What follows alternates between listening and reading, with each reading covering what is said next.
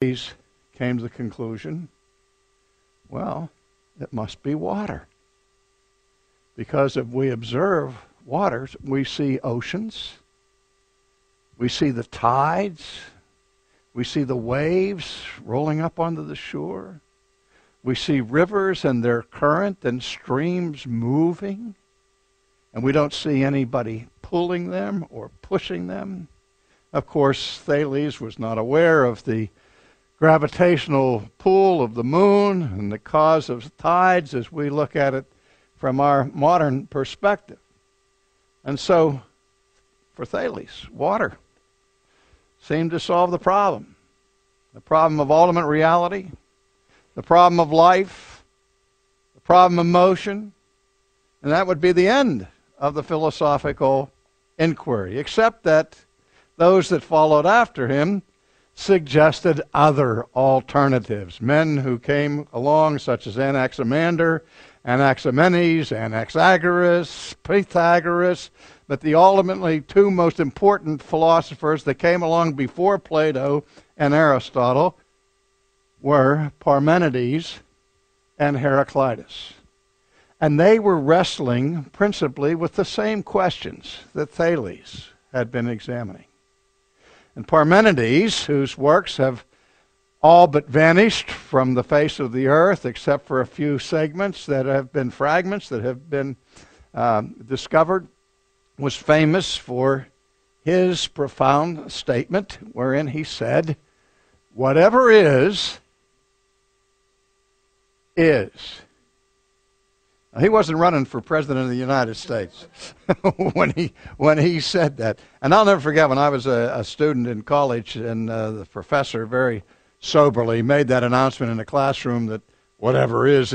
I said, and this guy's famous? But I, at the same time, have to say that in the study of philosophy, I've never heard anything with deeper significance or greater profundity than that observation by the philosopher Parmenides that whatever is. What was he getting at? He said, if something is real, it can't not be. Non-being is nothingness. Nothingness has no ontological status.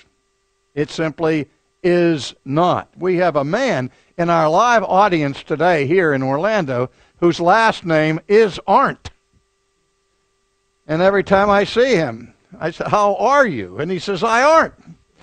So he is not. So he's just a fig Newton of my imagination, I guess. And he would give all kinds of problems to Parmenides.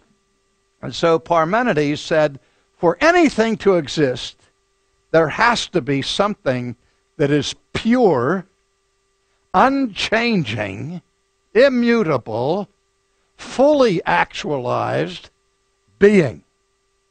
Something that had no potential left to be realized, but was altogether fully actualized. Because that which is, as Aristotle would observe later, that which is fully actual has no potential. And that which is only potential has no actuality. And so if you, a thing or a person or an object had nothing but potential, that person wouldn't be at all. Well, over against the thinking of Parmenides came the challenge from the philosopher Heraclitus.